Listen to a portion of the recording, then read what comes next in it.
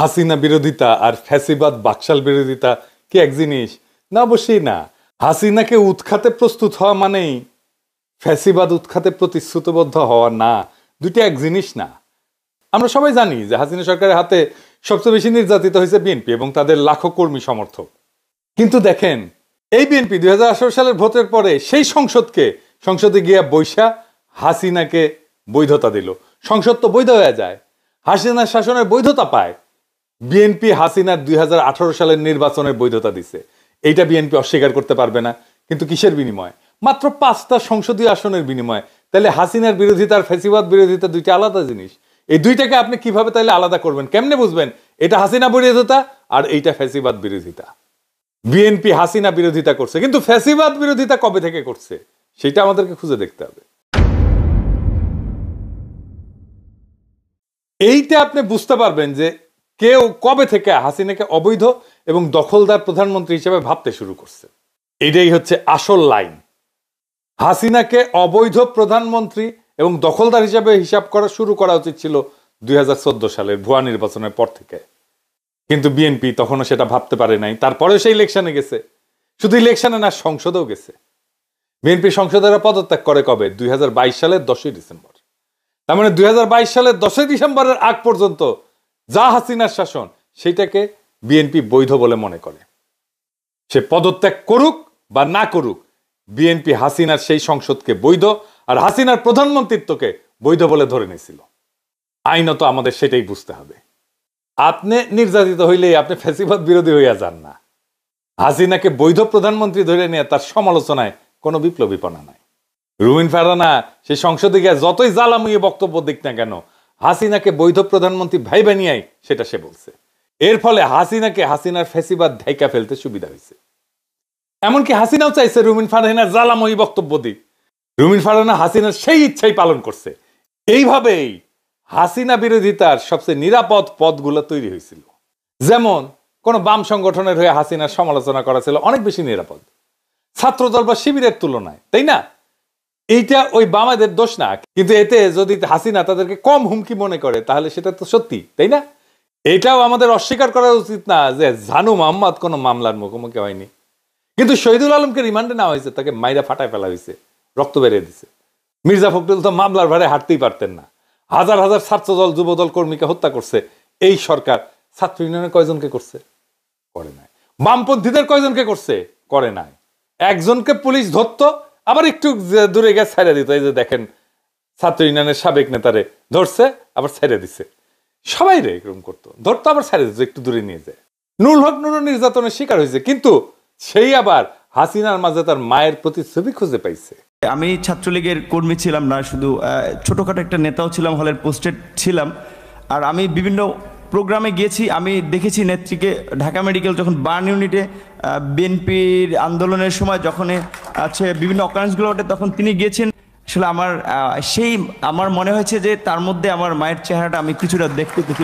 আর বঙ্গবন্ধুর কথা তো এটি আসলে তো শুধু আমরা না, সারা বিশ্বের মানুষ জানে। তার সুযোগ্য কন্যা যদিও শেখ রেহেনা আপা আমরা রয়েছে, কিন্তু যেটা বঙ্গবন্ধুর মধ্যে অনেকে বলে যেটা ছিল, তার পুরোটা মনে হয় যে আমাদের নেত্রী পেয়েছেন। এই সমস্ত ঘটনা কিন্তু খুবই জটিল, কিন্তু এগুলো এত সহজে ঘটতো না যদি প্রফেসর ইউনূস শেখ হাসিনাকে ফ্যাসিস্ট এবং আওয়ামী লীগকে বাকশালীয় ফ্যাসিস্ট দল হিসেবে চিন্তা করতেন, চিনে নিতেন, জনগণকে চিনাই দিতেন, ডিফাইন করতেন, তাদের আদর্শিক কাঠামো এবং রাষ্ট্রীয় যন্ত্রগুলোকে সুস্পষ্টভাবে চিহ্নিত করতেন এবং সংজ্ঞায়িত করতেন। ওনাকে বলতে হতো কেন এইগুলা গণতন্ত্রের পরিপন্থী এবং আপত্তিকর যুক্তিসহ, কিন্তু তিনি সেটা করেন নাই। 11 মাস পার হয়ে গেছে, ওনার করার সেটা সময় হয় নাই।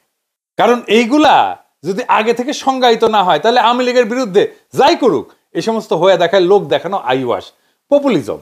বিষয়টা হওয়া উচিত ছিল এরকম, আইন মন্ত্রণালয় অপরাধের ধরন অনুযায়ী সংজ্ঞায়িত করবে, সেই অনুযায়ী একটা তালিকা প্রণয়ন করবে, জনগণের সামনে সেই তালিকাভুক্ত ব্যক্তিদের কর্ম এবং অপরাধ উপস্থাপন করবে, তারপর আদালতে মামলা হবে। এবং আদালতের নির্দেশে ব্যবস্থা নেওয়া হবে।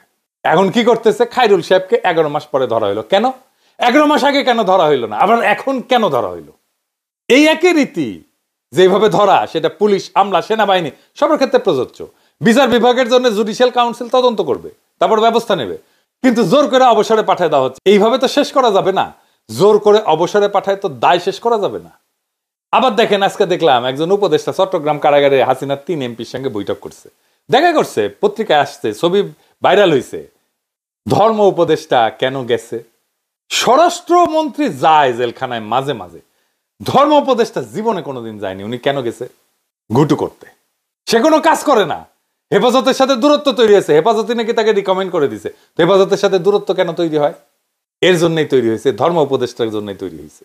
আর এই সমস্ত জিনিস যদি চলতে থাকে, তাহলে বিচার ব্যবস্থার উপর জনগণের আস্থা ভেঙে পড়বে। প্রফেসর ইউনূসও যখন প্রশ্ন করে তখন জবাব দিতে পারে না।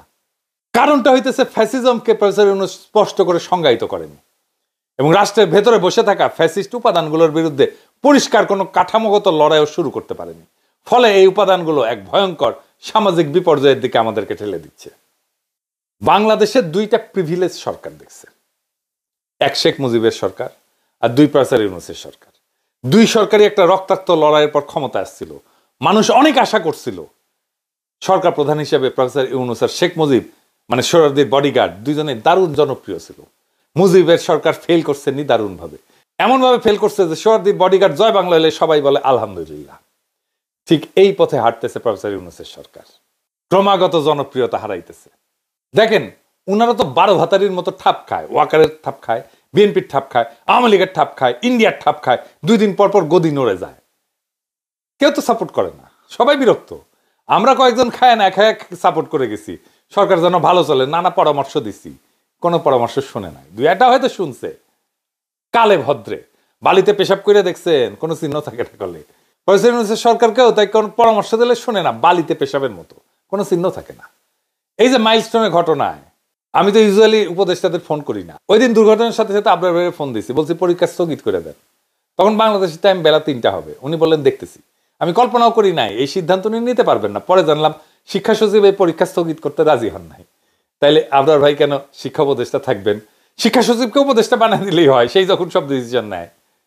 আমি আবরার ভাইয়ের ফোন করার পরে কি ঘটছে আমি পরিষ্কার দেখতে পাইতেছি। আবরার ভাই শিক্ষা সচিবকে ডাকছে, ফোনের পরে জিজ্ঞেস করছে, আচ্ছা বলেন তো এই পরীক্ষা স্থগিত করে দেওয়া উচিত না?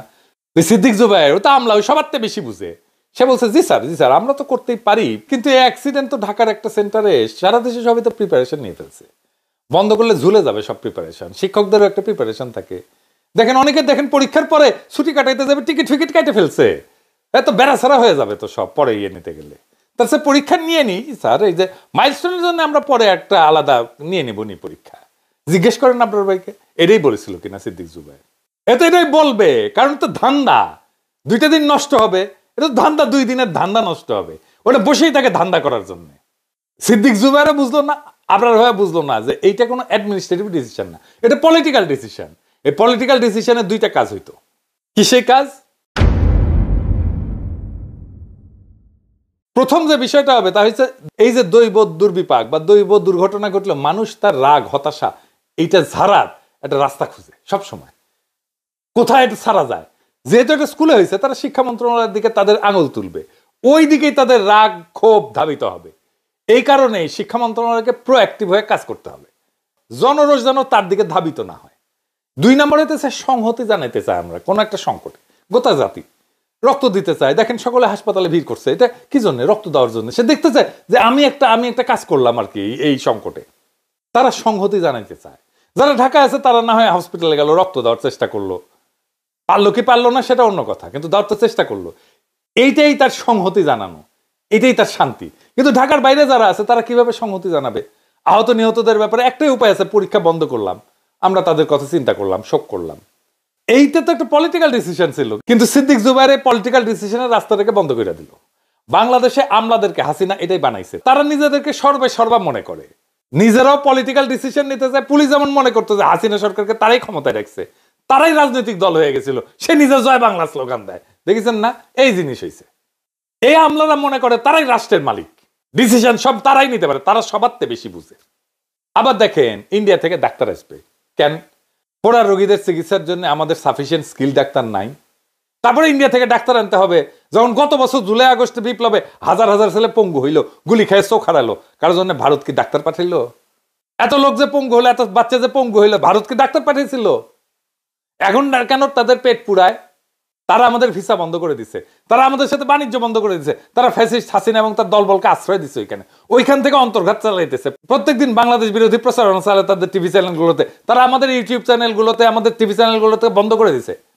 ভারতে দেখতে দেয় না।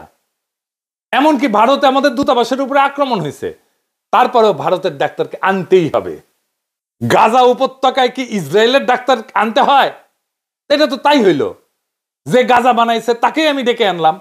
এটা কার উদ্যোগে হয়েছে? তৌহিদ সাহেব, পররাষ্ট্র উপদেষ্টা। ও কি স্বাস্থ্য মন্ত্রণালয় চালায়? সে বলছে এটা আমাদের করতে হবে, এইটা আন্তর্জাতিক সম্পর্ক কূটনীতির জন্য এটা গুরুত্বপূর্ণ। ওরে কে রিকমেন্ড করছে জানেন? বিএনপি। বিএনপির কোথায় উপদেষ্টা? এই তৌহিদ সাহেব শফিউর রহমানের মতো একজন দক্ষ কূটনীতিবিদকে প্রধান উপদেষ্টা বিশেষ সহকারী করতে দেয় না। করা হয়েছিল, তাকে কাজ করতে দেয় না, অফিস করতে দেয় না। কেন দেয় না তারে জিজ্ঞেস করেন। কচু খেতি তার বিরুদ্ধে ক্যাম্পেন চালাইলো না। কচু খেতি ক্যাম্পেন চালাইছে বিএনপি রিকমেন্ডেড তৌহিদ সাহেব, এবং এই তৌহিদ সাহেব ভারতের ডাক্তার আনার জন্য উতলা। এবার এই ডটগুলা মিলাইতে পারেন, ওয়াকার, কচু খেতি, বিএনপি রিকমেন্ডেড উপদেষ্টা, এই ডটগুলা মিলাইতে পারেন, তাহলে বুঝতে পারবেন যে কোথায় কোথায় কিভাবে কেন কচু খেতি শফিউর রহমানের বিরুদ্ধে লাগে।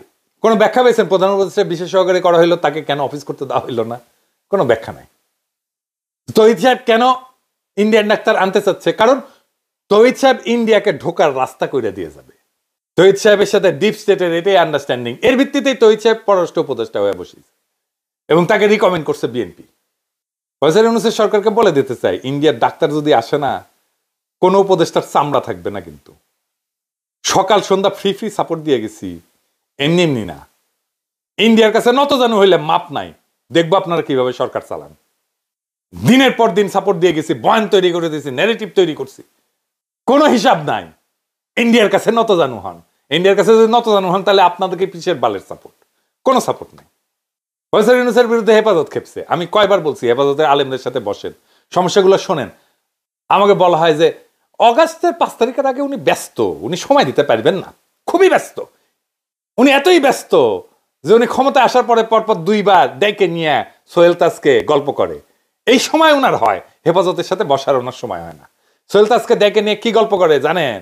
সোহেল তাজ বলতেছে আপনার পায়ের এক্সারসাইজ করতে হবে, এটা করলে আপনার ব্রেন ঠিক থাকবে। শুনেন, বেনে বেনে করছি না, শুনেন। And your cells are not functioning, so your neurons are being switched off. Because your brain is a very expensive tissue, right? So আমরা চাচ্ছি efficiency, কম খরচে বেঁচে থাকা. So the neurons are slowly being shut down, and when it reaches degenerative state, it's called dementia and Alzheimer's. So the best way to protect yourself, the biggest muscle is your leg muscle. Just use it, and your brain will be absolutely sharp, and you will be healthy. Okay? ধর্মমন্ত্রী এই নাকভির সাথে দেখা করে। ধর্মমন্ত্রী জেলখানায় যাইতে হবে কেন? বিচারাধীন আসামির সাথে দেখা করতে হবে কেন? ওই সিস্টেম করিচ্ছে। হেফাজত সরকারের সাথে কথা বলতে পারে না, সেইখানে ধর্মমন্ত্রী কোনো লোল নাই, কিন্তু নাকভির সাথে দেখা করতে সে ঠিকই যায়, ঘুটু করতে যায়। নাকভির সাথে সৌদি আরবের নাকি একটা কানেকশন আছে, ওই কানেকশন দিয়ে কাজ করতে গেছে। দেখেন, আবার দেখেন, সমাজ কল্যাণ মন্ত্রণালয় থেকে যৌনকর্মীদের জন্য 2 কোটি টাকা বরাদ্দ দেওয়া হইলো। কারণটা কি? কারণটা আর কিছু না, টাকা দিতে হবে। রাষ্ট্রের হাতে টাকা আছে, তাই দিব। আমার ইচ্ছা মাই খুশ আমি দিব, কে ঠেকাবে? মানে বিষয়টা যদি এরকম হইতো যে একটা ঘৃণিত পেশা থেকে তাদেরকে বের করে আনার জন্য, পুনর্বাসন করার জন্য আমরা এই টাকাটা খরচা করতেছি, তাহলে সবাই মেনে নিত। যদি এরকম হইতো যে পরিশ্রমী নারীদের জন্য আমি অনুদান দিচ্ছি, তাহলে ইটা ভাঙে যারা, কাজের বুয়ার কাজ করে যারা, গার্মেন্টস শ্রমিক যারা, তাদেরকে দিতেন। এর মধ্যে যারা অসুস্থ তাদেরকে বেছে বেছে দিতাম, যারা বয়স্ক তাদেরকে বেছে বেছে দিতাম। যৌন কর্মীদেরকে কেন দিতে হবে? এটা কি জন্যে যে কেউ ফ্রি মাগনা মজা করে গেছে, সে টাকাটা পূরণ করে দিলাম এখন সরকারের ফান্ড থেকে? কোনো যুক্তি নাই। এ প্রসঙ্গে একটা 18+ জোকস বলি, কিছু মনে করেন না। আমার পেজে লন্ডনের বিএনপির নেতা মালেক সাহেবের ভ্যাগিনা একটা কমেন্ট করেছে, আমাকে নাকি উনি জবাই করা হবে। জব করবি, জব। ভ্যাগিনা সত্যিকারের ভ্যাগনা কিনা জানি না, কিন্তু ও দাবি করেছে যে মালিক সাহেব তার মামা। এই ভ্যাগনার একটা গল্প আছে জানেন তো? আমি একটা কমেন্টে রিপ্লাই লিখেছিলাম, সেটা হইতেছে ওই মালিক সাহেবের ভ্যাগনায় 40 টাকা এক এক মায়ারে ফিট করিছে। তো তারপরে কাজ শুরু করিছে আর কি, কাজ করতে করতে ছাদের ফুটে দিয়ে চাঁদের আলো পড়িচ্ছে। তুই কইলেও যে ছাদ ফুটে চাঁদের আলো 10 টাকা বাদ গেল, ঝুলো কেন 10 টাকা বাদ তাই। এরপরে ওই করতে করতে আর কি মায়া দিছে পাদ, তো বলতেছে যে দিলে পাদ 10 টাকা তাই ভাত। পরে কাজটা শেষ করে প্যান্ট পরিচ্ছে, প্যান্ট পরে বাইরে যাচ্ছে, তখন বলতেছে যে ভাই 10 টাকা দেন, তো বলতেছে যে মালিক সাহেবের ভাগনা 10 টাকা মাগনা। তো এইরকম কি মাগনা যারা তাদেরটা পূরণ করে দিল সমাজ কল্যাণ মন্ত্রণালয়, এটা জবাব কি? কোনো জবাব নেই। এই সরকার গঠনের পর পর কলকাতায় ইলিশ মাছ পাঠিল। আমরা ইউরোপে থেকে ইলিশ মাছ খাইতে পারি না, বাংলাদেশের ইলিশ এখানে আসে না, কারণ কিন্তু কলকাতায় যায়। কারণ যারা উপদেষ্টা হয়েছে, যারা সরকারে, তারা মনে করে তারা দেশের মালিক আর আমরা চাকর বাকর। রাজনৈতিক দলগুলোর সাথে মিটিং করেছে, এখন এই সময় আমাদের দাবি তোলার, অপদার্থ উপদেষ্টা মন্ডলীকে বাদ দিয়া জাতীয় সরকার গঠন করার। জাতীয় সরকার গঠন না করলে এই সরকার ক্রমাগত জনপ্রিয়তা তো হারাচ্ছে, নিয়ন্ত্রণ কন্ট্রোল করতে পারবে না। কারণ ফেব্রুয়ারিতে নির্বাচন ঘোষণার পরে এখন প্রশাসন, আর্মি, পুলিশ সবাই বিএনপির পিছনে লাইন দিবে, সেটাই দিছে, সেটাই হয় বাংলাদেশে সব সময়। কারো কথাই শুনবে না। ওইদিকে আওয়ামী লীগ তৈরি হয়ে গেছে, এখন বলে কিছু হইলে বলে আওয়ামী লীগ ঢুকে যাবে আন্দোলনের মধ্যে। আরে আওয়ামী লীগ ঢোকে কেমনে? স্কোপটা কে করে দেয়? সরকারই তো করে দেয়। 1971 নিয়ে বলি যে ইন্ডিয়া ষড়যন্ত্র করতে পারে কেন? কিছু তো একটা ছিল যে ষড়যন্ত্র করতে পারে। আওয়ামী লীগ ঢুকে যাবে বললেই হবে? আওয়ামী লীগ ঢুকতে পারে কেন? আমার ধারণা এই উপদেষ্টা মন্ডলী থাকলে তারা নির্বাচন পর্যন্ত যাইতেই পারবে না, একের পর এক ডিজাস্টার করবে, করতেওছে। এখনো সময় আছে, দ্রুত এই উপদেষ্টা মন্ডলীকে পাশে লাথি দিয়ে বের করে যারা ভালো করতেছে তাদেরকে রাখা যেতে পারে, কিন্তু বেশিরভাগই নতুন মুখ আনতে হবে। সরকার ইন্ডিয়ান ডাক্তার কেন নিছেন? মানে ইন্ডিয়ান ডাক্তারদের পছন্দ তো হবেই। ইন্ডিয়া 1000 বার মারলেও তবু আমি তোমায় দূর হতে ভালোবেসে যাবো, হয়তো কিছুই নাহি পাবো, এটা বলবে। সরকারের রন্ধে রন্ধে ইন্ডিয়ান ডলার বসে আছে, এদের কাজে হইতেছে এমন কিছু ক্রমাগত করতে থাকা, যেন প্রফেসর সরকার একটু একটু করে জনপ্রিয়তা হারাইতে থাকে। আর প্রফেসর বাধা দেয় না, উনি কোনো কিছুই বাধা দেন না। বাংলাদেশে একটা সুযোগ আসছিল নতুন শাসনের, নতুন সমাজ চেতনার, সত্যিকার অর্থে মানুষের রাষ্ট্র নির্মাণের, কিন্তু এই সুযোগ হেলায় আমরা হারাইতেছি। এই সুযোগ তো দ্বিতীয়বার আসবে না। এই সুযোগ যদি আমরা কুশাসনের পুরনো নীল নকশা আর আমলাতান্ত্রিক গোজামিলের ভিতরে হারাই ফেলি, তাহলে আর কিছুই তো বাকি থাকবে না। এত রক্ত বৃথা যাবে, এত সংগ্রাম বৃথা যাবে। জনগণ আপনাদের সময় দিচ্ছে, ধৈর্য দেখাইছে, সহ্য করছে। এখন সময় এসছে স্পষ্ট হয়ে দাঁড়ানোর, ফ্যাসিবাদকে ফ্যাসিবাদ বলার, রাষ্ট্রযন্ত্রে বসে থাকা ইন্ডিয়ান ডলারদের আলাদা করে চিহ্নিত করার, পুরোনো ভুলের দায় থেকে বেড়ায় এসে জনগণের ভাষায় কথা বলার। আপনারা যারা ক্ষমতায় আছেন, আপনাদের সামনে দুইটা পথ। একটা পথ ন্যায়ের, গণতন্ত্রের, জনগণের সঙ্গে সম্মানের চুক্তির, আর আরেকটা পথ স্বৈরতন্ত্রের, পুরনো দালান ভাঙা ইটের উপরে দাঁড়ায় ক্রমাগত ধ্বংসের। সিদ্ধান্ত আপনাদের। আমরা যারা এই স্বপ্ন নিয়ে আছি তারা শুধু প্রতিজ্ঞা করতে পারি, আমরা থামবো না, ফিরবো না। আমরা সেই বাংলাদেশ চাই যেখানে কোনো মা তার সন্তানের কবর খুঁজে বেড়াবে না, যেখানে নষ্ট আমলাতন্ত্রকে রাজনৈতিক সিদ্ধান্ত নিতে দেওয়া হবে না, যেখানে উপদেষ্টা না জনগণ হবে শেষ কথা। বাংলাদেশের রাস্তায় যদি আবার আলো জ্বলে, তার আগুন আসবে আমাদের চোখ থেকে। আমরা দেখাবো ফ্যাসিবাদ কিভাবে পরাজিত হয়, কিভাবে একটা জাতি তার শিকল ভাঙে, আর সময় দেওয়া হবে না কিন্তু আপনাদের। এবার আমরা হিসাব চাইব। ক্ষমতা উপভোগ করা চলবে না, বসছেন ক্ষমতা উপভোগ করতেছেন। এই সমস্ত অপদার্থ উপদেষ্টাদের তুলে ফেলতে হবে শিকড় গজায় ওঠার আগেই। এই দেশ জনগণের, ক্ষমতায় চেপে বসা প্রভুদের না। যেই ক্ষমতায় যায় সেই প্রভু হয়ে যায়। তারা নিজেদের দেশের মালিক বলে মনে করে। 2024-এর বর্ষা বিপ্লবের পরে বাংলাদেশ জাগছে, বাংলাদেশকে আর কেউ থামাইতে পারবে না। জয় হোক জনগণের, জয় হোক ফ্যাসিবাদ মুক্ত নতুন বাংলাদেশের। ইনকিলাব জিন্দাবাদ।